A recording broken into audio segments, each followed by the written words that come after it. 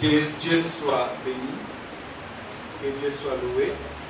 Il nous a été demandé, comme maman venait d'ailleurs de le dire, de pouvoir aborder le sujet que nous trouvons dans le livre d'Ecclésiaste chapitre 4. Si vous avez votre Bible, vous lirez avec moi.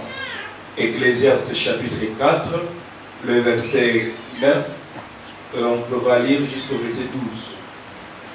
Je suis pasteur de l'église cité Rama. Ce n'est pas cité Rema pour apporter un explicatif à ce que maman Léna a dit. Et nous allons essayer de discuter autour de ce grand sujet. Un sujet qui est premièrement biblique, un sujet qui est divin, un sujet qui est social et moral, mais aussi un sujet qui touche à notre vie physique en tant qu'être humain. Mon exposé aura 3 parties. La première partie consistera à définir les concepts clés. La deuxième partie sera une partie consacrée à ceux qui s'apprêtent à intégrer le monde du mariage.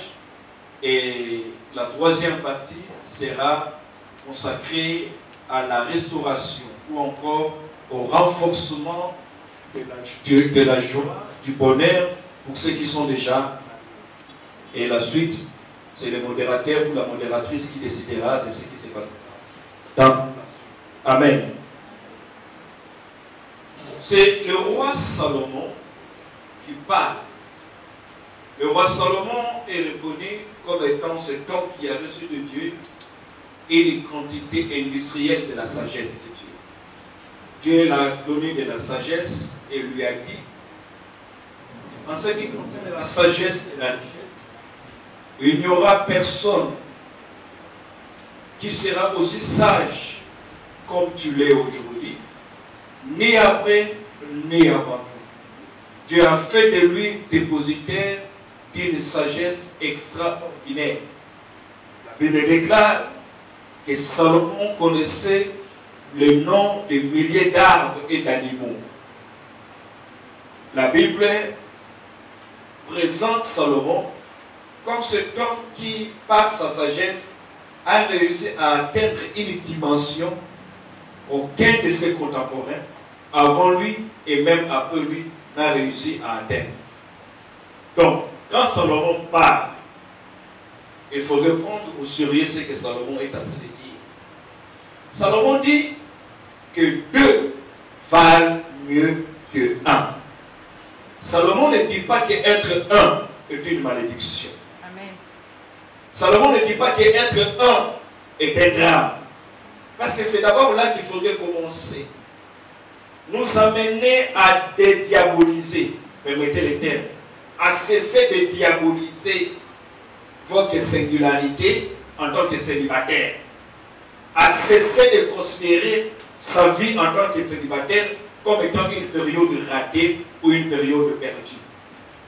Parce qu'en réalité, dans le monde du mariage, ne peut être heureux dans son mariage que celui qui a connu comment construire le bonheur en étant d'abord célibataire.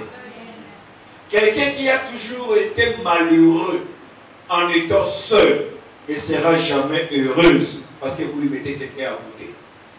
Amen.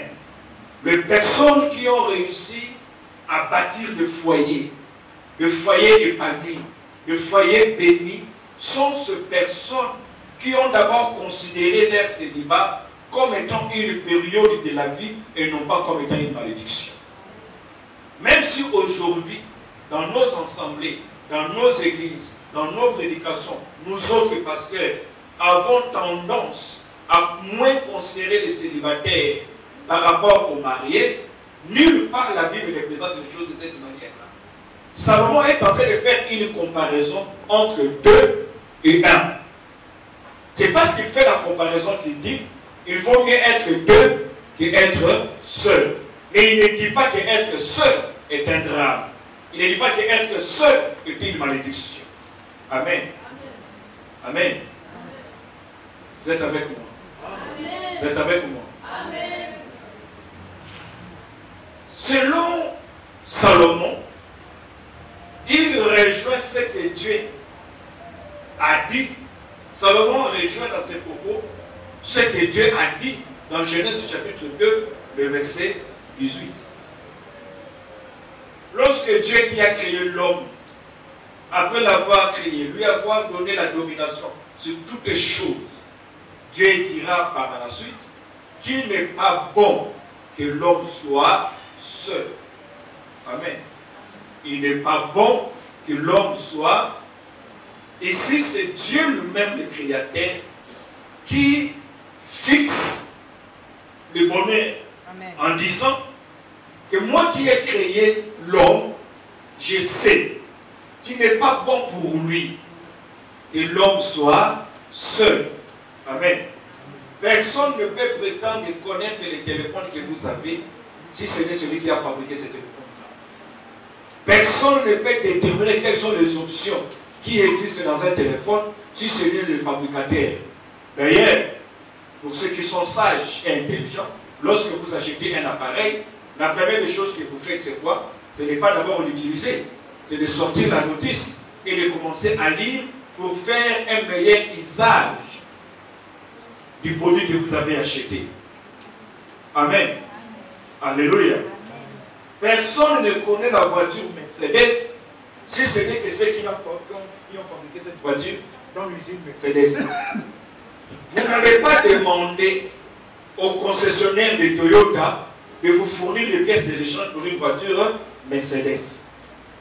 De la même manière, puisque c'est Dieu qui a créé l'homme, nous croyons que c'est aussi à Dieu de déterminer ce qui est bon pour l'homme et ce qui ne l'est pas. Et Dieu va dire qu'il n'est pas bon que l'homme soit seul. Mais lorsqu'il faut faire une comparaison, comme Salomon le dit, entre le fait d'être seul et le fait d'être ensemble à deux, Dieu et Salomon sont d'accord pour dire que deux valent mieux que un. Amen. Est-ce que tu peux m'aider à dire ça à ton voisin? Deux valent mieux que un. Deux valent mieux que un. La Bible dit par le roi Salomon, parce que les deux tireront profit, un meilleur bénéfice. C'est-à-dire que lorsque un homme cesse d'être seul et qu'il va se joindre à sa femme, ou bien la femme va se joindre à son mari, la Bible dit que le résultat, les bénéfices qu'on tirait autrefois en étant seul, ces bénéfices seront multipliés. Amen. Alléluia.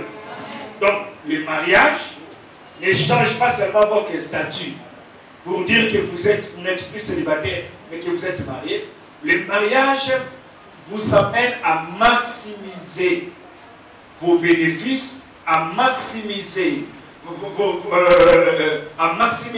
le résultat que vous aviez hier en tant que célibataire. Le mariage vous donne la capacité d'avoir plus que ce que vous aviez hier. Et la Bible va encore plus loin dans le livre de Deutéronome. La Bible dit que 1 tuera 1000 et 2 tueront 10 000. Donc il y a un intérêt, il y a un avantage qui est d'être marié. Pourquoi? Parce que le roi Salomon dit 2 valent mieux que 1. Pourquoi? Parce que Dieu lui-même le dit qu'il n'est pas bon que l'homme soit seul. Amen. Alléluia. Ce que Dieu établit est un principe. Ce que Dieu établit est une vérité. Il n'est pas bon à l'homme d'être seul. Et Dieu dit, je lui ferai une aide semblable. Il n'est pas bon que l'homme soit seul. Dieu fait le constat. Mais Dieu ne s'arrête pas à faire le constat. Il passe à la solution. Il dit, parce qu'il n'est pas bon que l'homme soit seul. Moi, Dieu, je lui ferai une aide semblable. C'est-à-dire, cette aide-là ne peut être aide que si elle est semblable à l'homme. Amen. Donc on ne peut pas prétendre être une aide lorsqu'on est différent de la personne pour qui Dieu nous a créés. Amen. Alléluia. Vous comprenez par là que nous sommes en train de vouloir nous donner un aperçu de ce que Dieu pense du mariage.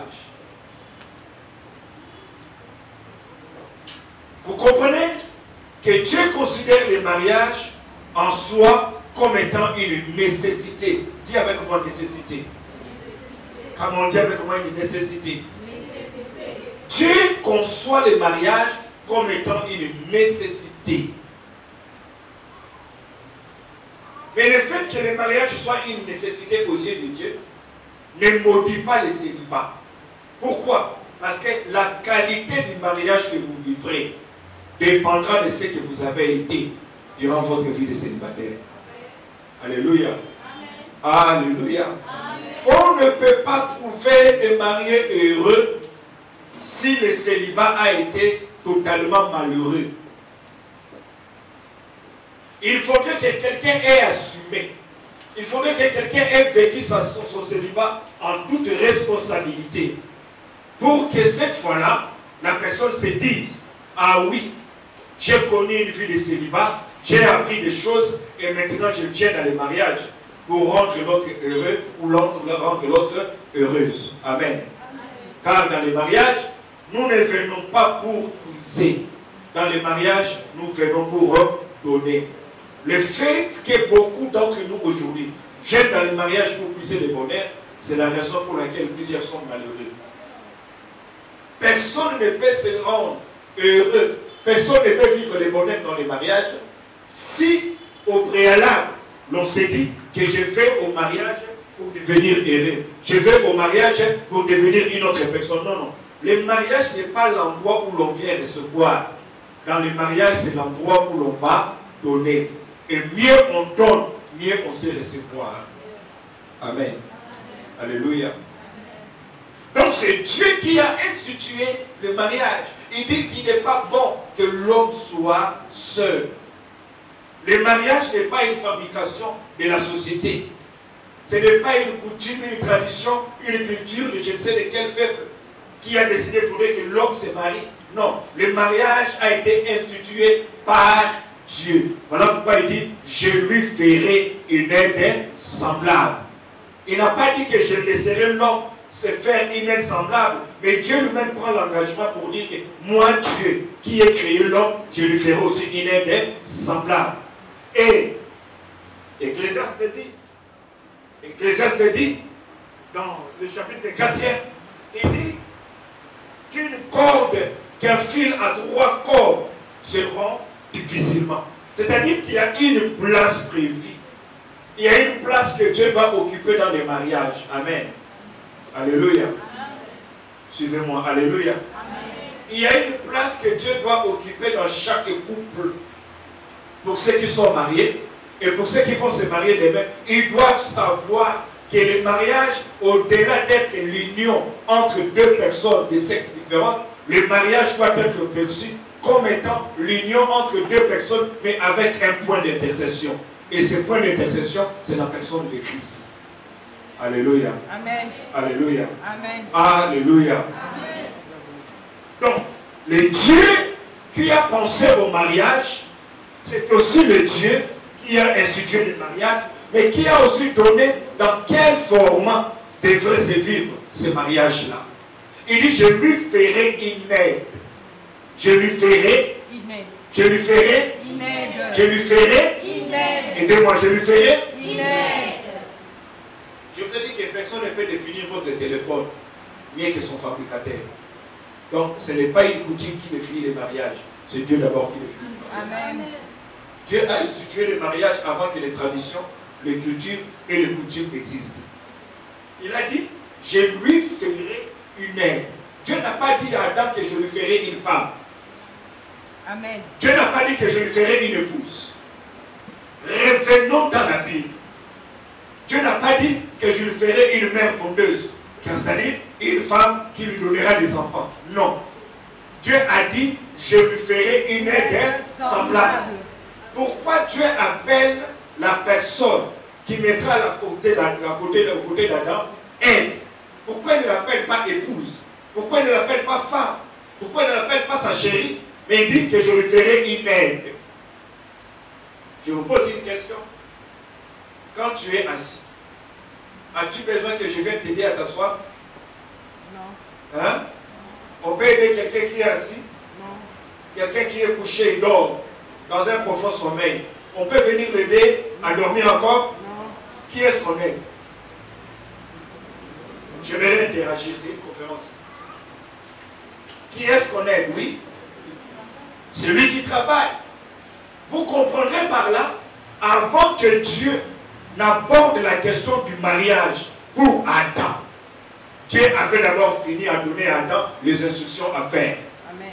Il a dit à Adam, tu garderas le jardin, tu le protégeras. Amen. Tu prendras soin de ce jardin. Maintenant, il dit, il n'est pas bon que l'homme soit seul. Je lui ferai une aide semblable. En d'autres termes, je lui ferai quelqu'un qui l'assistera dans les tâches que je lui ai données. Amen. C'est là où j'ai toujours dit, ma soeur qui n'est pas encore mariée, il te sera très difficile de te sentir aimé, chéri, de te sentir protégé auprès d'un homme qui dès le départ ne sait pas à quoi il est appelé. Parce que être marié à un homme, c'est aussi se joindre à la vision ou à l'appel que Dieu lui a donné. Parce que Dieu n'a pas présenté Ève à Adam et après il va dire à Adam, voilà le travail que je te donne. Non. Amen. Alléluia. Amen. Alléluia. Amen. Donc quand tu parles du mariage, j'aime soeur, tu es ici, tu n'es pas encore marié, ne dis pas oui à un homme juste parce qu'il est beau. La beauté c'est pour te charmer. Mais tu ne sauras pas tenir à la beauté pendant 10, 15 ans s'il n'y a que la beauté. On ne dit pas oui à un homme parce qu'il a l'argent. L'argent au départ c'est bien pour t'acheter une voiture.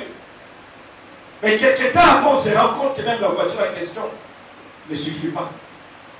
Pourquoi? Parce que l'union du mariage va au-delà du matériel. Le mariage va au-delà du matériel. Alléluia. Alléluia. Amen. Alléluia. Amen. À quoi est-ce que Dieu vous a appelé? À quoi est-ce que Dieu vous a appelé? Regardez ce qui se passe entre Rebecca et Isaac. Lorsque Rebecca est enceinte, d'abord Rebecca au départ est stérile. C'est son mari Isaac qui va intercéder en sa faveur. Lorsqu'Isaac intercède en sa faveur, Dieu va exaucer la prière d'Isaac et Rebecca tombera enceinte. Mais après être tombée enceinte, Rebecca va commencer à souffrir de douleurs et elle ira prier Dieu. Lorsqu'elle va prier Dieu, l'Éternel dira à Rebecca qu'il y a 2 nations dans ton ventre. Le cadet dominera sur l'aîné. Rebecca a gardé ses paroles. Amen. Une fois les enfants grandis et que Isaac décide de bénir Esaü, Rebecca qui sait ce que Dieu lui avait dit, Rebecca qui sait quelles ont été les instructions de Dieu, quels ont été les propos de Dieu lorsqu'elle était encore enceinte de ses 2 enfants, Rebecca a pris les risques jusqu'à aller dire à son fils Jacob. Parce que Jacob dit, maman, si je vais là-bas et que mon père se rend compte que je ne suis pas Esaü, il me maudira. Écoutez la parole de la maman Rebecca. Et cette malédiction vient sur moi. Que la malédiction là tombe sur moi. Et toi va pour être béni. Pourquoi? Parce que c'est une femme qui, au-delà d'être mariée à son mari Isaac, mais elle croit elle aussi à la bénédiction transgénérationnelle qui a commencé par Abraham, qui est venu par Isaac et qui demain ne doit pas aller à Esaü, mais doit aller à qui? À Jacob. Amen. Alléluia. Amen. Lorsque nous parlons du mariage, lorsque nous disons 2 valent mieux que 1, cette vérité ne peut tenir que si les choses sont faites selon la pensée de Dieu et non pas selon la pensée des hommes. Amen. Deux valent mieux qu'un ne signifie pas parce qu'un homme et une femme habitent ensemble que les choses iront mieux. Sinon, la vie et l'expérience nous le montrent qu'il y a même de ceux pour qui on dira un valait mieux que deux. Alléluia. Amen. Parce qu'il y a de ceux-là pour qui le mariage, au lieu d'être le lieu de la multiplication dans tous les domaines, est devenu le lieu de la soustraction et de la division. À telle ancienne question, on posait la question 10 ans après, et que chacun devait faire le choix, refaire le choix. Plusieurs diront, je ne me marierai pas. Ce n'est pas lui que je vais épouser, ce n'est pas elle que je vais épouser. Or, dans la pensée de Dieu, mes amis, Dieu a décidé à ce que le mariage soit le prélude du paradis. Amen. Et cela est possible. Dieu a décidé que le mariage soit le prélude du paradis. Cela est possible que votre mariage ressemble à un paradis terrestre. Amen. Je répète, cela est possible que votre mariage ressemble à un paradis terrestre. Amen. Mes amis, ça existe. Oui. Ne vous limitez pas à définir le couple en fonction de ce que vous voyez, en fonction de ce que vous entendez. Amen. Il y a des couples qui sont divinement heureux. Amen. Il y a des couples qui sont très très épanouis. Il y a des couples, 25 ans de mariage, jamais quelqu'un n'a poussé le ton dans cette maison-là. Où tu entends quelqu'un dire, la seule personne qui crie dans cette maison, c'est le chien, quand il voit un volet. Ces couples-là existent. Amen. Amen. Amen. Mais il existe aussi des couples, bien qu'ils aient été bénis à l'église, ils ne vivent pas le paradis. Ils iront au ciel. Mais dans l'entretemps, ce qu'ils vivent, c'est l'enfer. C'est pour dire, un couple n'est pas heureux parce qu'il a été béni à l'église. La bénédiction à l'église ne détermine pas le bonheur d'un couple. L'église ne fait que consacrer, ne fait que déclarer la bénédiction. Mais vivre la bénédiction ne dépend ni du pasteur, ni de la salle qu'on a louée, moins encore des parrains. Le bonheur dans les mariages est créé par les climats qui existent dans ce mariage-là. Et celui qui crée les climats dans le foyer, ce n'est pas Dieu. Celui qui crée les climats dans le foyer, ce n'est pas les parents, c'est l'homme et la femme. Amen.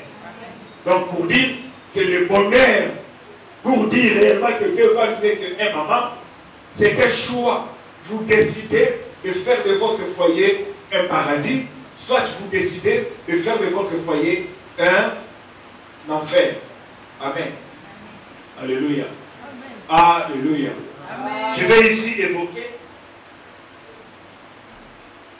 4 ou 5 éléments que ceux qui ne sont pas encore mariés doivent tenir en compte lorsqu'ils veulent se marier. 5 choses importantes et indispensables qu'il faut intégrer dans le calcul pour ceux qui veulent se marier. Et ceci n'est pas seulement pour ceux qui ne sont pas encore mariés, mais même à nous autres qui sommes mariés, nous devons aussi aider les autres à voir les choses sous cet angle-là.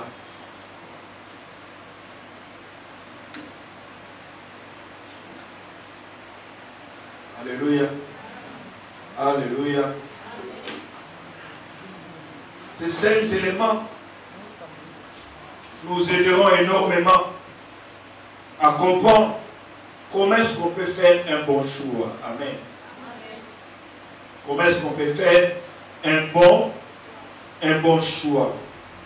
Autant on choisit son homme, autant on choisit sa future femme, autant on choisit son malheur ou on choisit son bonheur.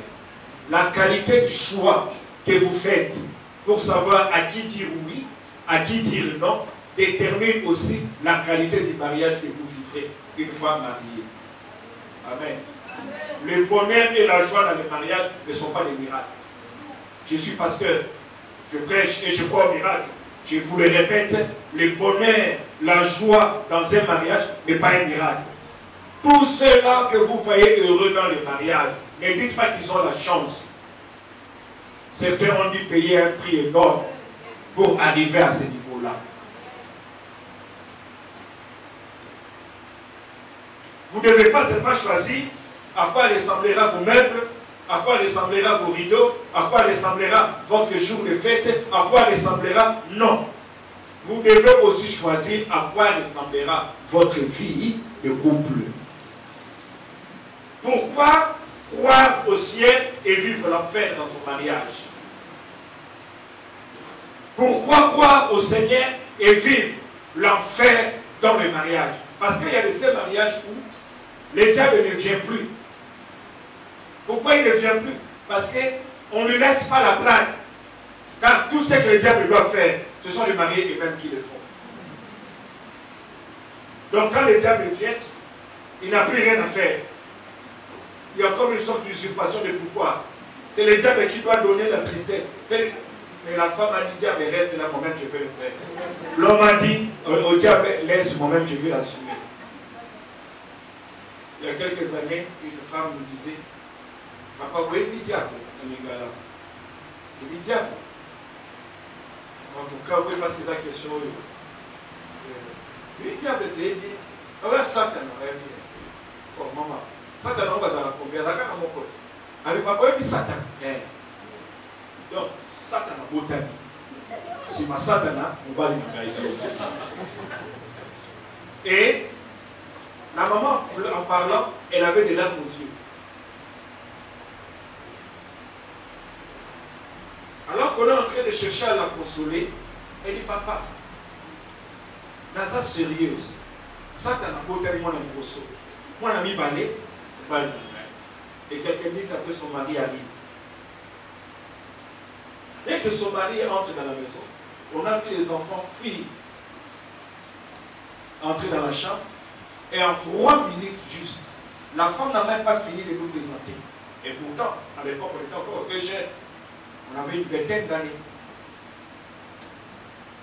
L'homme nous a chassés. Il a dit, j'entre en chambre. En sortant, si je vous trouve, dans le ça sera bon. Alors, la femme dit, papa, comment on va conseiller la vie? Elle dit, oh, on a la balle. Les Satan et Satan. Et vous savez, à l'heure où je vous parle, cet homme-là a connu un changement que vous ne pouvez pas vous imaginer. Cette maman est décédée il y a quelques années. Mais parmi les dernières paroles qu'elle a sorties de sa bouche, je remercie Dieu parce que je sais qu'au ciel, on se verra avec mon mari. Amen. Alléluia. Alléluia. Première chose qu'il faut savoir pour les mariés, pour les non-mariés, ceux qui se préparent pour le mariage. Votre mariage n'aura pas lieu dans telle salle. Vous comprenez ce que je veux dire? Mon mariage aura lieu au Merlin. Mon mariage aura lieu le 30 juin. C'est faux. L'amour existe dans 2 formats. Le premier format, c'est ce que l'on ressent. Le deuxième format, c'est ce que l'on exprime. Et c'est là où beaucoup d'entre nous échouent. Moninga likakaolinga endege nini. Olinga ngate, ngala likakote. Ah, olinga ngate. Ngala ngatomo, kozonga poko kulikilo biloka kolia olinga ngate. Pona ye kokite. Pona ye kokite. J'ai vu un homme offrir à sa femme, le jour de son anniversaire, une voiture. La voiture est restée pendant 2 mois. Moi, ça me s'est barangoté. Et la femme, l'homme s'est plaigné. C'est méchant, je fais des sacrifices. Quand la femme a parlé, on a dit au frère, frère, au lieu de dépenser des milliers de dollars pour acheter cette voiture, rien que quelques petites paroles que tu aurais dû dire aurait plus de valeur que la voiture. Amen. Alléluia. Ainsi de suite. Ça ne suffit pas. Si cet homme-là ne sent pas que tu l'honores, s'il ne sent pas que tu l'aimes, tu le respectes, pardon. Donc il y a un amour que l'on ressent, il y a un deuxième amour que l'on doit exprimer. Et pour exprimer cet amour, il faut développer ce que j'appelle l'art de la communication dans le mariage. Pour le papa ici paradis. Parce que même à ta papa, dans le papa d'Amassi. Quand que mon nez comprend, quand que mon nez déjà, il faut apprendre à communiquer. Vous voyez que nous avons moi souvent et c'est ça côté comme on a ça côté maman mobimba. Mais au coca colomane est à côté. Mais qu'est-ce que tu fais? Ma anniversaire, ma invitation au mariage, elle m'a fait ce que y au boîte. Ce que y au boîte. Vous voyez ça par rapport à nous.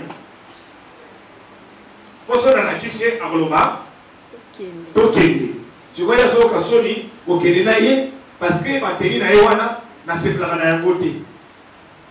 Tu te fais souffrir et tu fais souffrir l'autre. Par les sangs.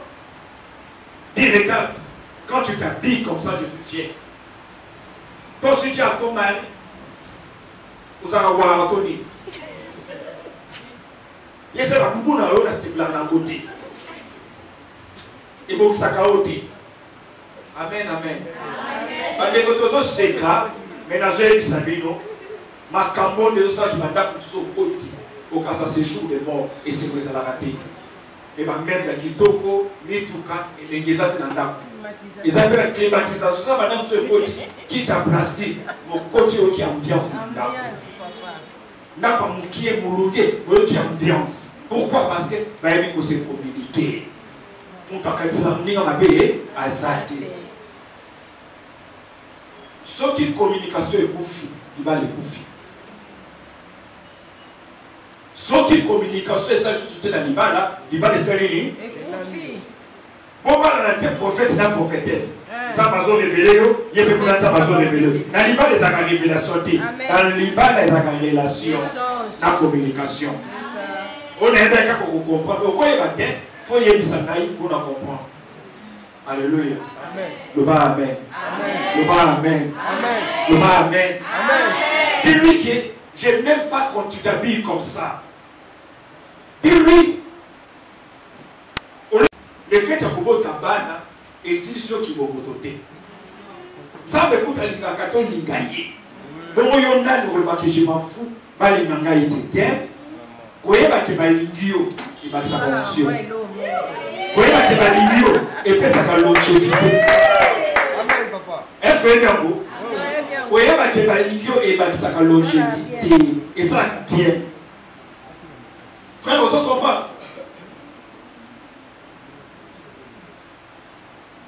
Si qu'on fait va communiquer, qu'on le bana muninga. Alléluia.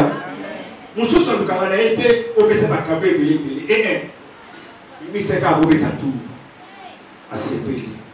Soit qu'à Kantaya on va à CP. Le soum moko biso de bali to kombetaka. Vous savez ma maman, ils avaient les péchés qui appellent je connais, je sais. Mais maman n'aime pas ça. Je dis tu sais, je voulais, ah j'ai compris. Là ce sont les hommes. J'ai compris. Une femme à qui vous ne laissez pas finir ses phrases, sa pensée, c'est 3 minutes. Alors, on a besoin de diminuer. Attention, le bêtise. Si il y a le bêtise, il y a une petite au cahier. Yo cahier. Yo cahier. Yo cahier. Yo cahier. Oyoki. Ok. Ami moni penzaki. Oyoki. Attends, qu'on boit là-haut. Il y a manière à boire là. Parce que si on va dire que c'est que vous êtes idiote, vous allez comprendre que ça ne passe pas. Les sous-moumés, les moissons pour commettre les besoins au bal. Au tiers, le tiers. Vous comprenez ça? Bras de fer. L'accent au bal, il y a un casa au bal. Le l'accent au casa au bal. J'ai toujours dit à ma femme, si moi j'étais toi, oh, comment ça? Les hommes sont très faciles. Maman, on continue à mobile. Ah oui. Hein? Ah oui. À ça, il peut m'aider de Ah, petit ça, pied. oui. Ah oui. Mon frère, il va à la TV, il va parler. Il faut que ça moi, on soit la transforme. Il faut que vous ayez la chambre. Il y a aussi les mines. C'est Jean-Jacques, qu'est-ce que monde? Après, tu as gauche, tu as dit, on va dans la et ce que c'est, chérie, si tu es là, beaucoup dans la chambre, pardon mon amour. Là, on dit ma bouée. On dit, mais on a 5 000 fois. Là, on va dans la chambre. Ah, tu n'as pas ça encore dans la chambre. On va aller, nous avons atelier à dessus. Papa, vous aidez? Vous aidez? Et ça, on va facile. Il y a des gens qui soldats, et aussi ma. Et aussi batté. Et puis, comment la conclusion que le batté? Ma balle va le barrer. Moi, si à mon balle n'a quis, moi, si à mon là, mon balle, ma coupe d'aller à ma coupe de ma lame. C'est ça. En fait, au message d'un tel sur africain, comme on a mon balle, il y a la moitié. Alors, si on monte mon balle, moi, il y a la moitié. Bon, on est là. Mais parce que comment on a dit, comment on a dit, ça est fort. Amen. Et le secret va dans la communication. Au solo. Au solo. Et comme ça, vous voulez que on a du solo, au soinité, Zamba au CB. Si comme ça, papa, pour la vie.